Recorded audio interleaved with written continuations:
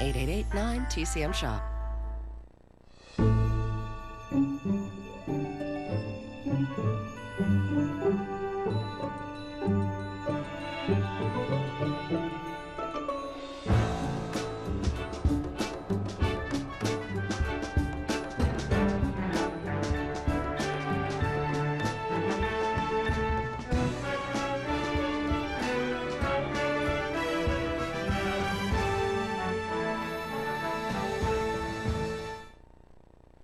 Hi, I'm Robert Osborne. You know, when you talk about the great blonde bombshells of the movies, only four really compete for the title.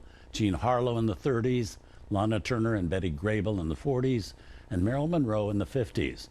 Well, it's Marilyn who stars in our next film, which is the musical Gentlemen Prefer Blondes, which, despite its title and all the publicity about Marilyn being in it, still came dangerously close to being stolen by a brunette beauty a large portion of the population also adored, that beauty being Jane Russell.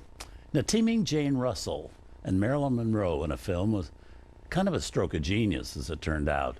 They complemented each other instead of competed with each other, and it turns out they adored each other, turning out to be great pals off-screen as well as on. And we're going to salute them both on this June 17th, two of the great pinup girls of their time. In our movie, they play showgirls who are sailing off to France looking for millionaires.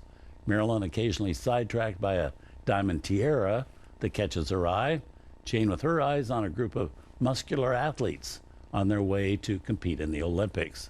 It's all an excuse, though, for a great many funny lines, zany situations, and some terrific musical numbers.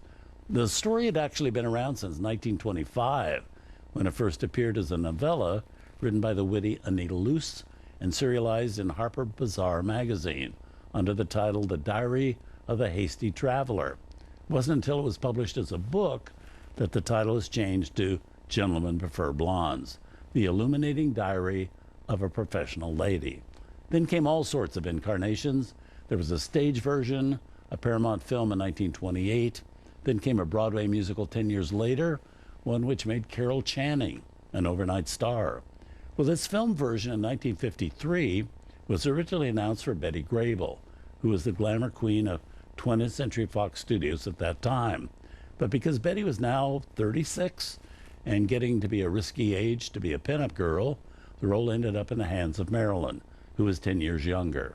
Well, instead of that making Betty Grable furious, she had no problem with it at all, and famously told Marilyn, "I've had mine, honey. Now you go get yours." Here from 1953, directed by Howard Hawks, two of the great pinup girls of their time in Gentlemen Prefer Blondes.